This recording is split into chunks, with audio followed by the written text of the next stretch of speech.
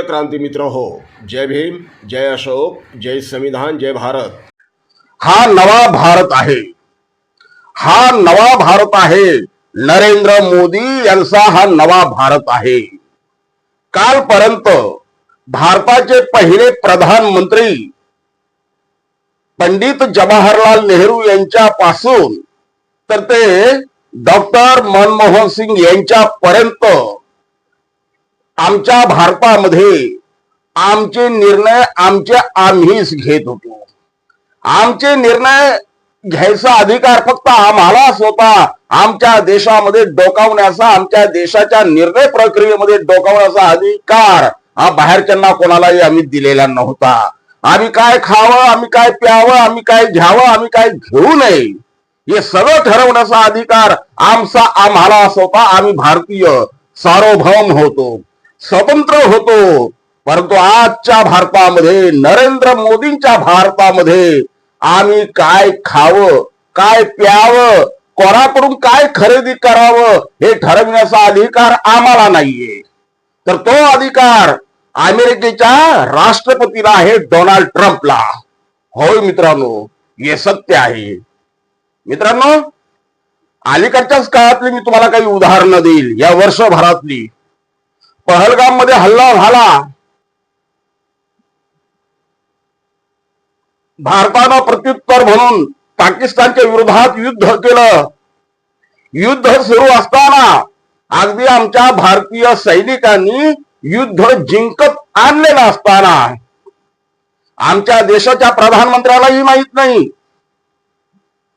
Donald ट्रम्पनं tweet केलं युद्ध बंदी झाली म्हणून। युद्ध थांबलंय हे वास्तविक पाहता दोन देशातल्या प्रधानमंत्र्यांनी घोषित करायला पाहिजे।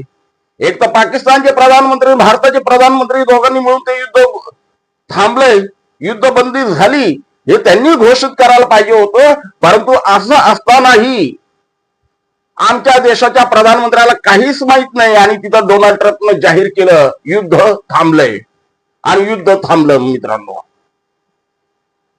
डोनाल्ड ट्रम्प ठरवणार आम्ही काय करायचं काय नाही। त्याचं दुसरं उदाहरण काल घडलं। काल अमेरिकेचे राष्ट्रपती डोनाल्ड ट्रम्प यांनी एक ट्विट केलं। त्या ट्विट मधून त्यांनी सांगितलं की भारत आता रशियाकडून तेल विकत घेणार नाही, तो अमेरिकेकडून तेल विकत घेईल। भारत रशियाकडून तेल विकत घेणार नाही, तो आता अमेरिकेकडून तेल विकत घेईल। भारत कृषी विषयक, शेती विषयक जे काही माल त्यांना लागतो भारताला, तो माल सुद्धा भारत आता अमेरिकेकडून विकत घेईल। ही घोषणा अमेरिकेचा राष्ट्रपती करतोय आणि आमचा प्रधानमंत्री मात्र नेहमी पद्धतीनं गप्प आहे। हे गप्प राहण्याचं कारण काय? कोणासाठी मोदी गप्प राहतात? भारताच्या प्रधानमंत्र्याला काही बाहुली करून ठेवलंय?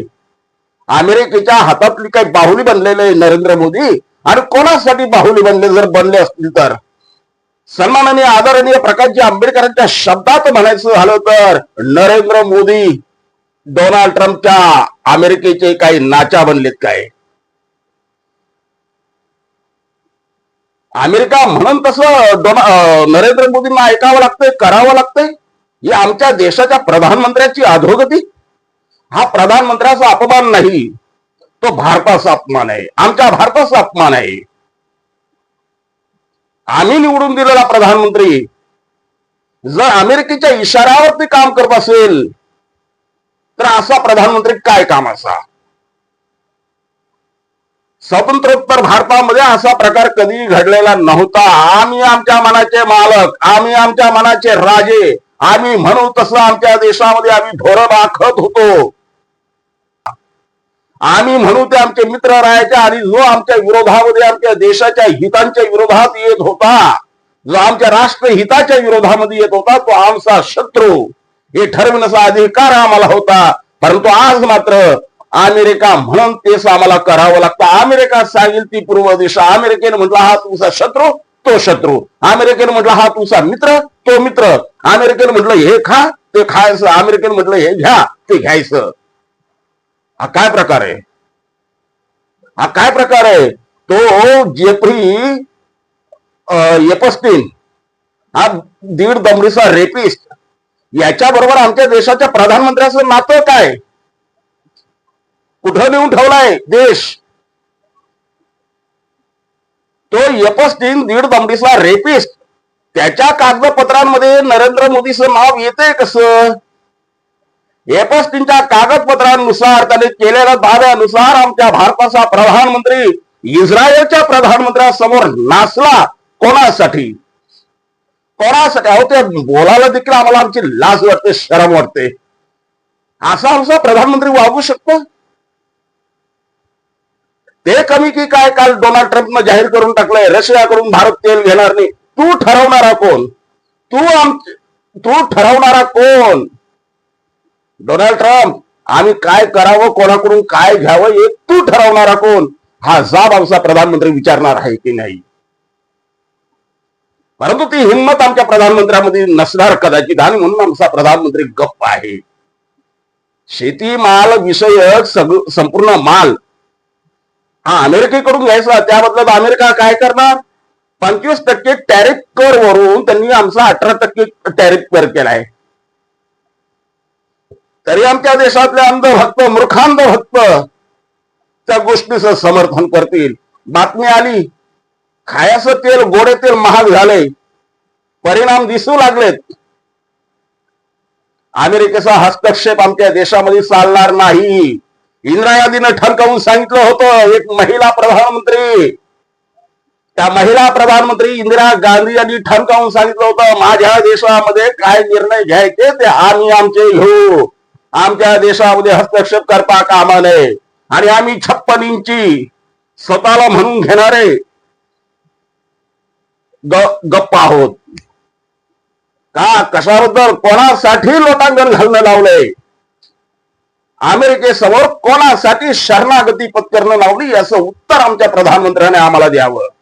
एक भारतीय नागरिक या नात्यानं आम्ही आमच्या देशाच्या प्रधानमंत्र्याला जर प्रश्न विचारला तर आम्ही देशद्रोही ठरू काय?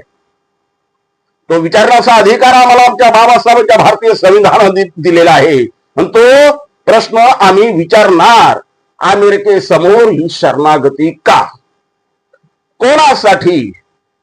कोणाचे हितसंबंध जपण्यासाठी? याचं उत्तर आमच्या देशवासियांना, आमच्या भारतीयांना प्रधानमंत्र्यांनी दिलं पाहिजे. प्रकाशजी आंबेडकरांनी हाच प्रश्न विचारलाय. प्रकाशजी आंबेडकर हेच म्हणतायत, आमच्या सार्वभौमत्वावर, आमच्या स्वातंत्र्यावर अमेरिकेनं घातलेला हा घाला आहे, अमेरिकेनं केलेला हा हल्ला आहे. तरी सुद्धा आमच्या देशाचा प्रधानमंत्री गप्प का आहे? का याच्या विरोधात आवाज उठवत नाही? का ट्रम्पला उत्तर विचारत नाही? प्रकाशजी आंबेडकर विचारतायत, उत्तर मिळालंच पाहिजे. मोदीजी, उत्तर द्याल आम्हा भारतीयांना? उत्तर द्या. आम्ही आमचा देश कोणाचाही गुलाम होऊ देणार नाही. आमच्या देशाला कोणासाठी, कोणा मुठभर लोकांसाठी आम्ही कोणाच्या दारात गहाण टाकू देणार नाही. आमच्या बापजाद्यांनी रक्ताचं पाणी करून हा देश घडवलाय, गुलामीतून मुक्त केलाय, पारतंत्र्यातून मुक्त केलाय, स्वतंत्र केलाय. तो देश पुन्हा आम्ही पारतंत्र्य होऊ देणार नाही, पारतंत्र्यात जाऊ देणार नाही, गुलामीत जाऊ देणार नाही. हा प्रत्येक भारतीयांनी निर्धार केलेला आहे. तुम्ही ट्रम्पला जरी उत्तर विचारलं नाही, मोदीजी, तुमच्यात ती हिंमत नसेल कदाचित, परंतु निवडणुकीमध्ये मात्र तुम्हाला याचं उत्तर भारतीय जनता विचारल्याशिवाय राहणार नाही, एवढं मात्र नक्की. जय भीम, जय संविधान, जय भारत. क्रांती मित्र हो, भीम पॅन्थर या आपल्या हक्काच्या यूट्यूब चॅनलला कृपया सबस्क्राईब करून आम्हाला विषमतावादी शक्तींच्या विरोधात लढण्यासाठी बळ द्या, शक्ती द्या, ऊर्जा द्या. कमेंट करा, लाईक करा, शेअर करा.